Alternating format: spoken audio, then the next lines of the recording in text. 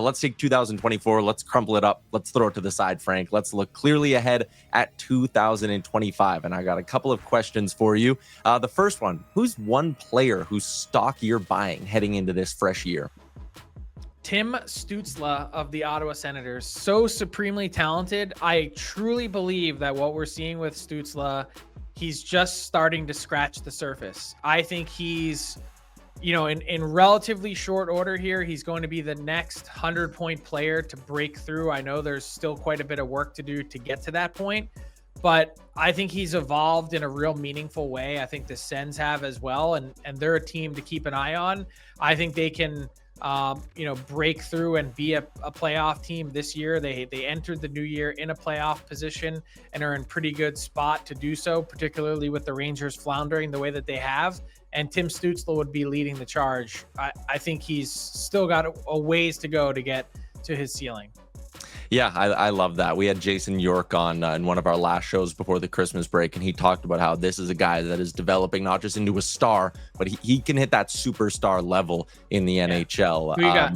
I'm going with Dylan Guenther, and maybe a little bit of homerism. He's an Edmonton boy. I remember covering him back in his WHL days with the Edmonton Oil Kings, but I also remember this stretch, and it came about this time in the year in his second season with the Oil Kings, where the effort didn't get any better. Nothing changed, but pucks started to go in. And what he did was he learned where he could release pucks at the WHL level and those kind of soft spots that you hear of elite goal scorers finding. And I think about that with his NHL game now. The goals were coming for him at the start of this year, and he's hit a little bit of a cold snap here in the last month. But I think this is a guy who in the next year is going to once again figure out where those soft spots are. He's so smart and his shot is so good. I think Utah locking this guy up to the 7-year, $7 million extension, Frank, I think that was an unbelievable piece of business because I think this guy's going to be a 40-goal scorer more often than not through his 7-year deal. That contract, I think, is already a bargain. Look, he's on track for 35 goals this year, was recently trending up closer to 40. And that's also the perfect transition into a team that I'm a believer in and I think is going to change how we view them in 2025, and that's Utah Hockey Club. We did just talk briefly about the Coyotes, and I think there's still this sort of stink on them of, hey, this is an Arizona team that's never won anything. And I know the jerseys are different and the city that they're playing in is different, but this team as a whole, this organization still has something to prove. And I think this year, Utah has been so much better than anyone wants to give them credit for.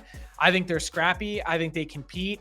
I think what they've done without some of the players that they're missing on their back end and Sean Dursey and John Marino and Maverick Lamoureux has been exceptional. And the fact that they've done all this in a year in which their projected number one goalie and Connor Ingram has been terrible, I think it's nothing but big things for Utah moving forward. I picked them to make the playoffs this year. I didn't see those injuries coming. And the fact that they're still in the mix to maybe do so with those guys out, I think says a lot about where this team is going. I think once they get in, you're not going to knock Utah Hockey Club out of the playoffs for the next 5 to 8 years. I'm with you. I mean, the injuries, sometimes it can be like a curse and a blessing, but the blessing side of it is I think they know what they have in Maverick Lamoureux now, and it's a very, very good defenseman who can handle the NHL minutes. And even with their extensions that are going to kick in, they're going to have close to or north of $20 million in cap space this offseason. They're going to have wiggle room. They have a good young nucleus. I'm with you. I love that pick. The question was, and I'm taking it a different way, but it was like, what franchise will change our perception of them in the next year? And Frank, I'm taking it the reverse. I think by this time next year, we are going to be talking about the New York Islanders in the lottery conversation. I don't see a path to it getting better. I don't see a core that really can improve over the next calendar year. The only thing that makes me maybe a little bit hesitant is like, hey, Ilya Sorokin is still going to keep being Ilya Sorokin. So maybe he can keep them from truly bottoming out, but I still don't think that'll be enough. I think we could see a bit of a sell-off maybe at the deadline or this summer, and then I think things could get ugly for the next 12 to 18 months out on Long Island.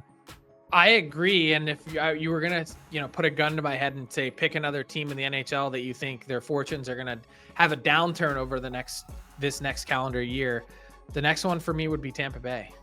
Ooh.